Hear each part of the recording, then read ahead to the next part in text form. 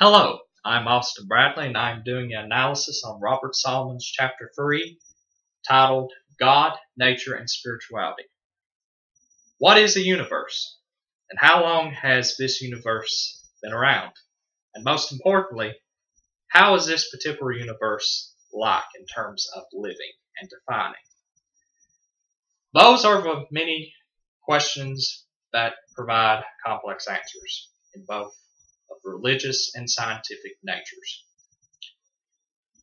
And there are some terms which are addressed in this chapter that somewhat give a brief understanding of what a universe and our universe is about. The first definition is cosmogony. Cosmogony is defining universe and how long the universe has been here. Well, this universe has been here for millions of years, according to many religious and scientific studies. And all living things in this universe have been around pretty close to the same time. So it gives that understanding of knowing how long the universe which we live upon has been here and what it does, what defines it. Cosmology is defining of what universal living here is like.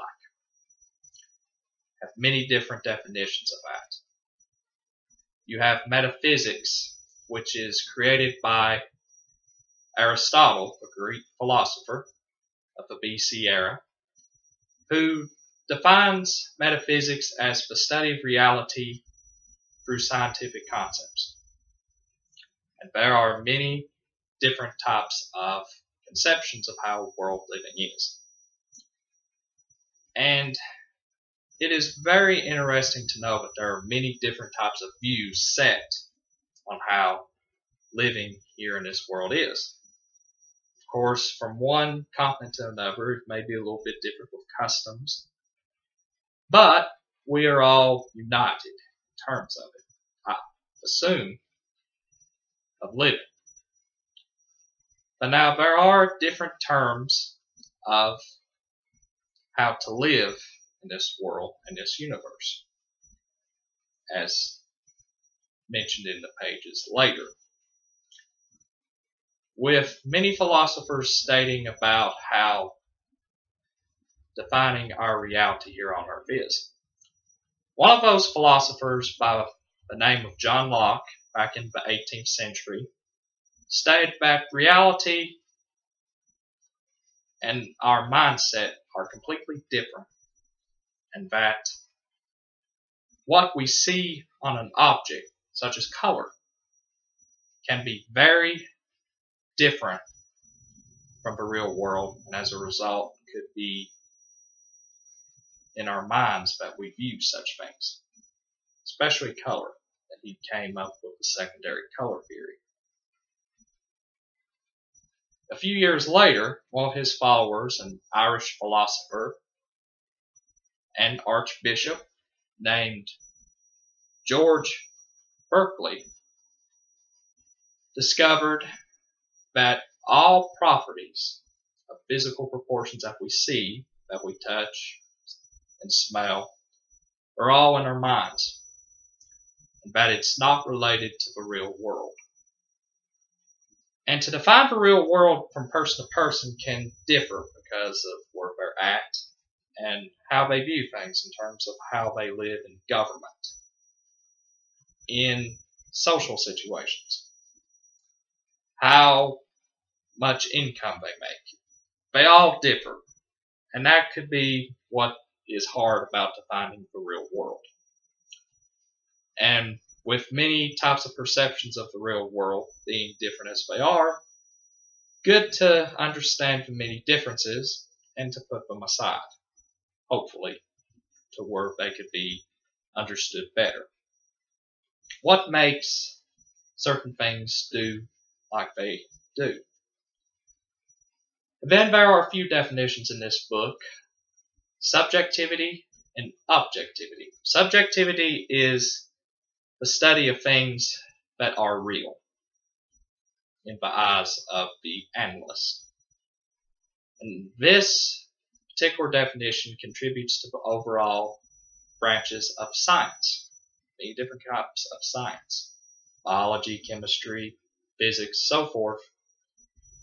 All rely on subjectivity, what we have to see, what we have to touch, what we have to smell, what we have to grasp upon to get a better understanding of what it is, or what that particular branch is to learn about. Objectivity is to understand the intangible things. We know that they're there in terms of feeling, in terms of what we know in our heart and in our mind. But we cannot see it, we cannot smell it, we cannot taste it. It's not in a physical sense, but it is there in our spirit.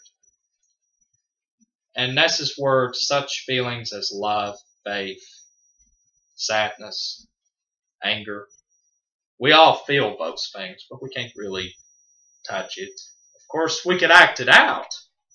In some ways, that could be touching. Like, say, love, hold that person's hand, hug that person. If you get angry, you may have to hit a punching bag or something just to get those emotions out. It may be acted upon, but that's all there is to it. So you can't really necessarily grasp that particular feeling or emotion. So, what is subjectivity versus objectivity different? The objectivity more so aligns with religious connotations, while subjectivity aligns with scientific connotations. You cannot have one or the other hardly equal, but in subjectivity's terms, science, when you have scientists, they have many tests done and many studies conducted. But how do you know that scientist is right on what they're talking about? Even though they do the test, well, still, how do they know what they're talking about is true? Many scientists have been wrong on different things in the past. So it is not necessarily true scientists what they're talking about in that way. Well, in objectivity, you have faith, you have love, you have those feelings there. But the many scientists cannot definitely explain how they can be felt. They know what many body parts and how many stars are up in the sky, but can they really pinpoint how one feels in love and in many types of emotions? They conflict, sure, but then you have this special term which I truly appreciate in this book. It is called spirituality. Spirituality is respecting and caring for all branches of religions and sciences.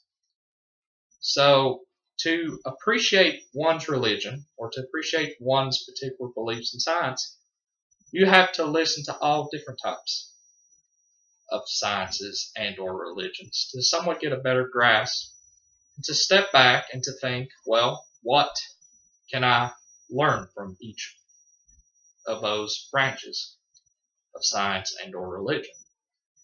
And you get a better understanding, and as a result, you appreciate that more with whatever you believe. And it is very fascinating that science and religion can connotate in so many different ways, but they can. Despite many dissimilarities on things and definitions, they can. But very, very interesting chapter. And it has opened up my eyes about defining the special moments that make the universe what it is, and the many religions and beliefs and sciences involved. So I appreciate that very much in learning and knowing. So I hope this message finds everyone well. Thanks in advance.